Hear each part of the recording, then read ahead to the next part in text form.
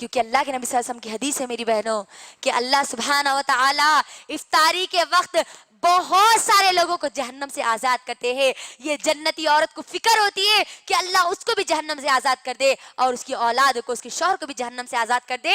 اسی لیے وہ افطاری سے 1 گھنٹہ پہلے اللہ سے دعائیں کرتے ہوئے بیٹھ جاتی ہے،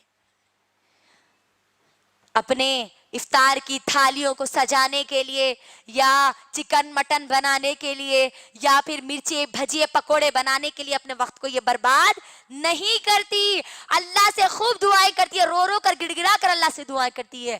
کیونکہ اللہ سبحانہ و تعالی ایک روزے دار کی افطاری کی جو وقت جو دعا کی جاتی ہے اللہ اس دعا کو قبول کرتے ہیں.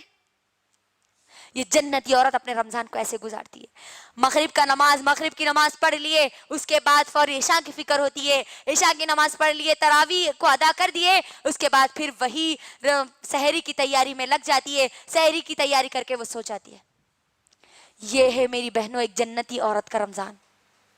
سوال کیجئے اب اپنے آپ سے، آج ہمارے پاس یہ بیکار لاپرواہ عورت جو اپنے رمضان کو گزار رہی ہے، یہ شوق جو آج ہمارے پاس بیکار اور لاپرواہ عورتوں میں ہوتا ہے، 1 دن 2 دن 3 دن رمضان آنے کا جوش ہوتا ہے، آنکھوں میں سرما لگا کر، چہروں پہ دوپٹہ اوڑھ کر بتاتی ہے کہ ہم روزہ ہے. وہی 15 رمضان کے بعد دیکھو، 15 رمضان سے لے کر آخری رمضان تک وہ بازار میں ایسی مصروف ہو جاتی کہ ان کا نوز پیس پورا ناک سے نیچے ہو جاتا.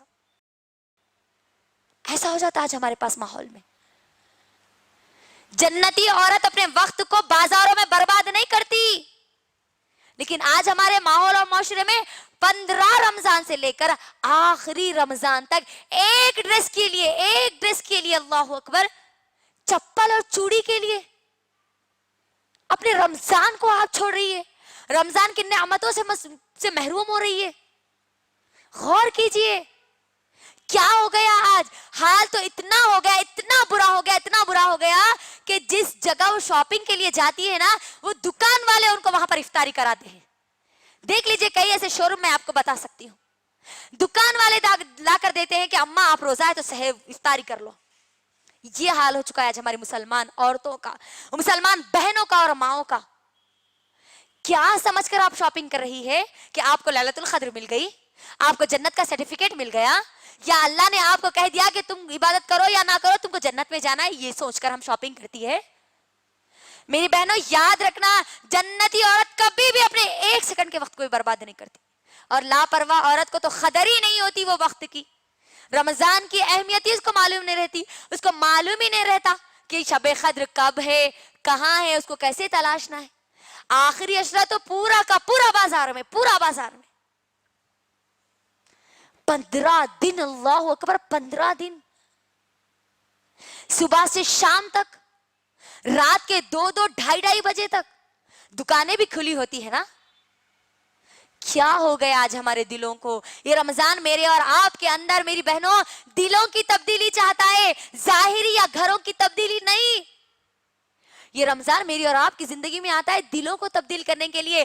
وہ دل جو اللہ سے غافل تھے ان کو اللہ سے جوڑنے کے لیے، وہ دل جو بے نمازی تھے ان کو نمازی بنانے کے لیے، وہ دل جو اس قرآن سے دور تھے ان کو قرآن سے جوڑنے کے لیے، وہ دل جس کے دل میں اللہ کا ڈر نہیں تھا ان کے دلوں میں اللہ کا ڈر ڈالنے کے لیے یہ رمضان میری اور آپ کی زندگی میں آتا ہے.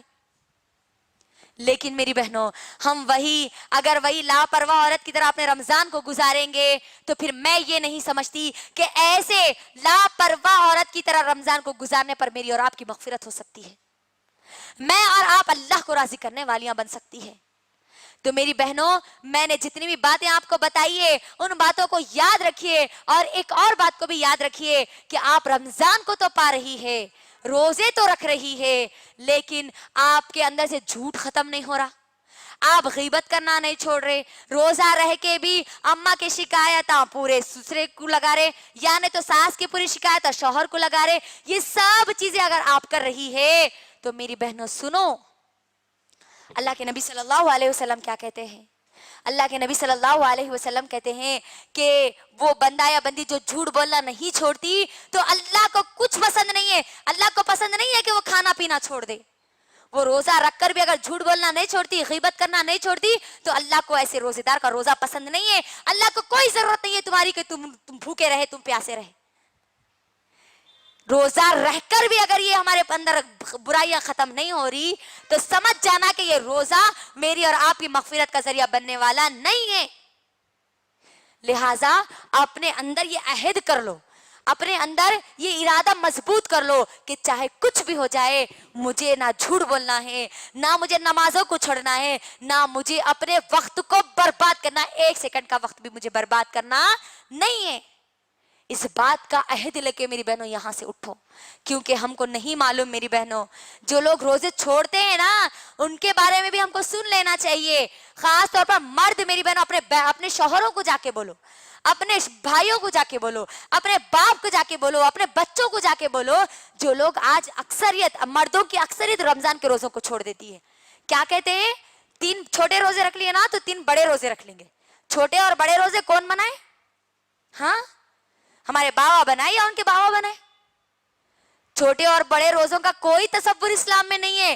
پورے کے پورے روزے مجھے اور آپ کو رہنا ہے, الا یہ کہ کوئی شرعی عذر کی وجہ سے ہمارے روزے چھوٹ جائے. تو آج ہمارے مرد حضرات, ہمارا باپ, ہمارا بھائی, ہمارا بیٹا, ہمارا شوہر اگر یہ رمضان میں جو روزوں کو چھوڑتے ہیں نا ان کو یہ بات جا کے بتلاؤ کہ روزہ چھوڑنے کا انجام کیا ہے. اللہ, صحیح ابن حبان کی حدیث ہے, اللہ کے نبی صلی اللہ علیہ وسلم کہتے ہیں کہ اللہ کے نبی صلی اللہ علیہ وسلم ایک مرتبہ سوئے ہوئے تھے. 2 فرشتے آئے, اللہ کے نبی صلی اللہ علیہ وسلم کو ایک بڑی دشوار پہاڑی پہ لے کے جاتے. بڑا مشکل ہوتا ہے اس پہاڑی پر چڑھنا, اس پہاڑی پر لے کر جاتے ہیں. اس پہاڑی پر شور, بہت زیادہ شور کی آوازیں آتی ہے, بہت زیادہ. اللہ کے نبی پوچھتے ہیں, ان فرشتوں سے پوچھتے ہیں یہ شور کس کا ہے, یہ کس کا شور ہے, کس کی آوازیں آ رہی ہے؟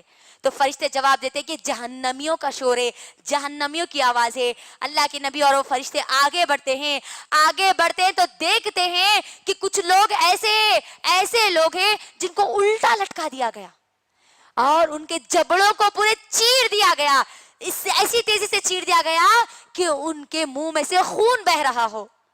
اللہ کے نبی صلی اللہ علیہ وسلم اتنے خطرناک اور بھیانک منظر کو دیکھ کر پوچھتے ہیں کہ یہ کون لوگ ہیں, یہ کون سے لوگ ہیں جن کو یہ عذاب دیا جا رہا ہے؟ تو فرشتے جواب دیتے ہیں کہ یہ وہ لوگ ہیں جو روزوں کے ایام میں کھایا اور پیا کرتے تھے, جو روزوں کے دنوں میں کھایا اور پیا کرتے تھے روزوں کو چھوڑ کر. تو میری بہنوں, کیا آپ چاہتی ہے کہ آپ کے شوہر کا یہ انجام ہو؟ کیا آپ چاہتی ہے کہ آپ کی اولاد کا یہ انجام ہو؟ کیونکہ آج نوجوان لڑکے اکثر روزوں کو چھوڑ دیتے ہیں. لہٰذا آپ کی ذمہ داری ہے, اگر آپ ماں ہیں, آپ بہن ہیں, آپ بیوی ہے, آپ جو بھی ہے میری بہنوں, آپ کی ذمہ داری ہے کہ آپ اپنے گھر والوں کی تربیت کریں. اور یہ رمضان کا مہینہ ہے میری بہنوں, ایک جنتی عورت تو آسانی سے, ہم اپنے بچوں کو تو اب تو چھٹیاں ہیں, تو جنتی عورت کے پاس تو ایک بہت بہترین موقع ہے یہ. اپنے بچوں کو صبح کے وقت وہ سلاتی نہیں ہے, قرآن لے کر ان کو بٹھا دیتی ہے, اور جب رمضان میں ان کو اس چیز کی عادت وہ ڈال دیتی ہے تو بچے پھر غیر رمضان میں, رمضان ہونے کے بعد جب ان کو اسکول جانا ہے تو وہ نیند میں سے اٹھنے کے لیے نہیں ستا دے, وہ خود اٹھ جاتے ہیں, کیونکہ ان کو 1 مہینے کی ٹریننگ مل رہی ہے یہاں پر. تو جنتی عورت اس طریقے سے اپنی اولاد کی تربیت میں بھی لگ جاتی ہے. تو اب میری بہنوں, ہم کو کیا بات سمجھ میں آئی کہ روزوں کو ہم کو کسی حال میں بھی نہیں چھوڑنا ہے بغیر شرعی عذر کے, ہم نہیں چھوڑ سکتے. یہ تمام چیزیں میری بہنوں جو میں آپ کو بتا رہی تھی, ان تمام چیزوں میں ایک بات ہمیشہ یاد رکھنا, یہ رمضان کے ذریعے مجھے اور آپ کو یہ موقع دیا جا رہا ہے. اللہ کے لیے اس موقع کا فائدہ اٹھاؤ, کیونکہ نہ جانے کتنے ایسے لوگ ہیں جو پچھلے سال میرے اور آپ کے ساتھ موجود تھے, ہمارے دوست, ہمارے ماں, ہمارا باپ یا ہمارا بھائی, ہمارے رشتہ دار, ہمارے پڑوسی, کئی ایسے لوگ تھے جو اس سال ہمارے ساتھ موجود نہیں ہے. اس سال ان کو رمضان کی رحمتوں اور برکتوں سے محروم کر دیا جا چکا. میری بہنوں, یہ اللہ کا فضل و کرم ہے کہ اللہ نے مجھے اور آپ کو صحت مند جسم کے ساتھ, تندرستی کے ساتھ اللہ نے موقع دیا ہے اپنی مغفرت کرانے کا, اس قرآن سے جڑنے کا, اس کے پیغام کو سمجھنے کا, اس کے پیغام کو لوگوں تک پہنچانے کا, اللہ کو راضی کرنے کا. اللہ نے یہ موقع دیا ہے. اللہ کے لیے اس موقع کا فائدہ اٹھا لو. اس رمضان سے مکمل طور پر اللہ کی نعمتیں, برکتیں, سعادتیں اپنے دامن میں سمیٹنے کے لیے تیار ہو جاؤ. کچھ دنوں میں آنے والا ہے میری بہنوں یہ رمضان, میری اور آپ کی زندگی میں. کہیں ایسا نہ ہو کہ یہ رمضان میری اور آپ کی زندگی کا آخری رمضان ہو بھی سکتا ہے میری اور آپ کی زندگی کا یہ آخری رمضان بھی ہو سکتا ہے. اگلے رمضان میں اور آپ ہوں گے یا نہیں ہم کو نہیں معلوم بہنوں. ہو سکتا ہے یہ ہمارا آخری رمضان ہو، آخری رمضان ہو، آخری رمضان ہو. اسی لیے اللہ کے لیے اپنے اس رمضان کو آخری رمضان سمجھ کر خوب اللہ کی عبادت کرو. جو نکات میں نے آپ کو بتائے ان نکات کے مطابق تیار ہو جاؤ رمضان کے استقبال کے لیے، اس قرآن سے جڑنے کے لیے، اللہ کو راضی کرنے کے لیے، اپنی مغفرت کرانے کے لیے تیار ہو جاؤ میری بہنوں.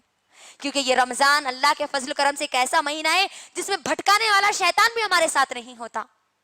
لیکن اس کے باوجود بھی اگر ہم بھٹک جاتی ہے تو گویا ہم خود، وہ شیطان تو نہیں ہوتا لیکن ہم خود شیطان بن کر یہ شیطانی عمل کر بیٹھتی ہے.